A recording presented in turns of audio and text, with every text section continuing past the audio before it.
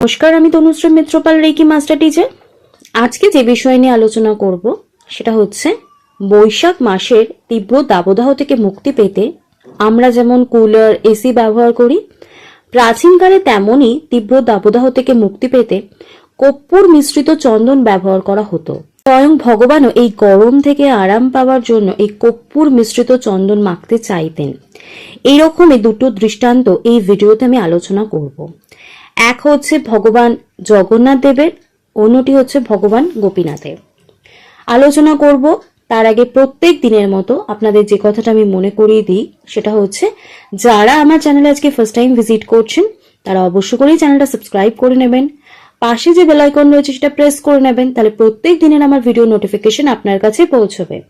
Video ভালো লাগলে একটা লাইক করবেন এবং কোথা থেকে আমার ভিডিও দেখছেন সেটা কিন্তু অবশ্য করে আমাকে জানাবেন।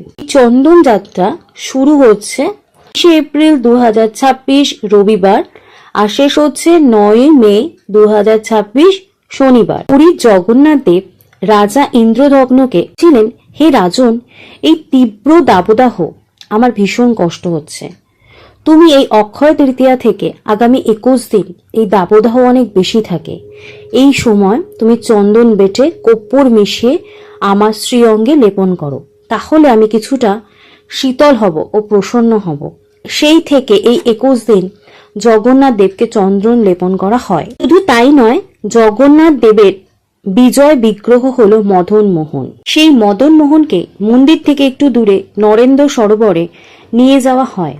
মদন মোহনকে নৌকাতে সরোবরে ঘোরানো হয়। সময় বিভিন্ন কীর্তন ও নৃত্য হয়। বিভিন্ন অনুষ্ঠানের মাধ্যমে ভগবানকে আনন্দ প্রদান করা হয়। আমাদের জীবনের উদ্দেশ্য হল ভগবানকে আনন্দ দেওয়া। চন্দন যাত্রা ভগবানকে সন্তুষ্ট করার যাত্রা। নম্বর যে কাহিনীটি, গোপীনাথের কাহিনী, এটিও একটি প্রসিদ্ধ কাহিনী। শ্রী চৈতন্য মহাপ্রভুর গুরুদেব ঈশ্বরপুরী, ঈশ্বরপুরীর গুরুদেব মাধবেন্দ্রপুরী। মাধবেন্দ্রপুরী ভগবানের স্বপ্নাদেশ পেয়ে মহাকাল বিগ্রহ উদ্ধার করেন, কে তিনি গোবর্ধনের ওপর স্থাপন করেন। সেবা ও পুজো নিত্যদিন করেন। সেই গোপাল মাধবেন্দ্রপুরীকে স্বপ্না দেন যে গোপাল ঠাকুরের গরমে শরীর পুড়ে যাচ্ছে। বৃন্দাবনে যেমন গরম তেমনই ঠান্ডা। গোপালের কষ্ট হচ্ছে ভীষণ। তুমি কালই যাও জগন্নাথপুরী, সেখান থেকে মলয় তাজা চন্দন ও কর্পূর নিয়ে আসো, আমার অঙ্গে লেপন করো, তবেই আমার শরীরের জ্বালা জুড়িবে, আমি শান্তি পাবো। এমন আদেশ। তিনি পরের দিনই জগন্নাথপুরীর উদ্দেশ্যে যাত্রা করলেন। পথে পড়ল বালেশ্বর। বালেশ্বরের রেমানোতে গোপীনাথের মন্দির রয়েছে, খুবই প্রসিদ্ধ। মানবেন্দ্রপুরী ভাবলেন, পাশ দিয়েই তো যাব, একটু গোপীনাথকে দর্শন করে যাই। সেখানে গিয়ে গোপীনাথকে দর্শন করলেন এবং জানলেন প্রতিদিন গোপীনাথকে একটি বিশেষ ধরনের ক্ষীর প্রদান করা হয়, নাম অমৃত কেলি। এই ক্ষীর কেউ আর কোথাও তৈরি করতে পারে না। গোপীনাথ সেই ক্ষীর গ্রহণ করতে খুবই প্রসন্ন হয়। মানবেন্দ্রপুরী ভাবলেন, এই ক্ষীর যদি আমি একবার আস্বাদন করতে পারতাম তবে বুঝতাম এই ক্ষীর কিভাবে তৈরি করা হয়েছে, তাহলে আমি বৃন্দাবনে ফিরে আমার গোপালের জন্য এমনই ক্ষীর নিবেদন করতে পারতাম। তাই ভাবতে তিনি ওই মন্দির থেকে বেরিয়ে জগন্নাথপুরীর উদ্দেশ্যে যাত্রা করলেন।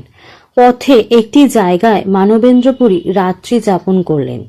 ওই দিন রাত্রে মানবেন্দ্রপুরী স্বপ্নে গোপীনাথ দর্শন দিলেন ও বললেন, তুমি আমার পরম ভক্ত, তুমি চাইলে আমি তা না দিয়ে পারি। ওঠো, তোমার কাপড়ের মধ্যে একটি ক্ষীরের বাটি রয়েছে, তা তুমি সেবন করো। মানবেন্দ্র উঠে দেখলেন সেই ক্ষীরের বাটি কাপড়ের মধ্যে সত্যিই রয়েছে। তিনি সেটা সেবন করলেন। পরের দিন জগন্নাথপুরী থেকে চন্দন কাঠ ও কর্পূর এনে গোপালের চন্দন প্রলেপ দেওয়া হয়। সেই থেকেই অক্ষয় তৃতীয়া থেকে টানা 21 দিন গোপালের চন্দন প্রলেপ দেওয়া হয়। এটাই হলো চন্দন যাত্রার মাহাত্ম্য। অবশ্য করেই এই ভিডিও মিস করবেন না, প্রচুর শেয়ার করুন যাতে সকলে এই ভিডিওর বেনিফিটস নিতে পারে। আজকে আমি আলোচনা এখানেই শেষ করলাম। সকলে সুস্থ থাকবেন, ভালো থাকবেন। নমস্কার।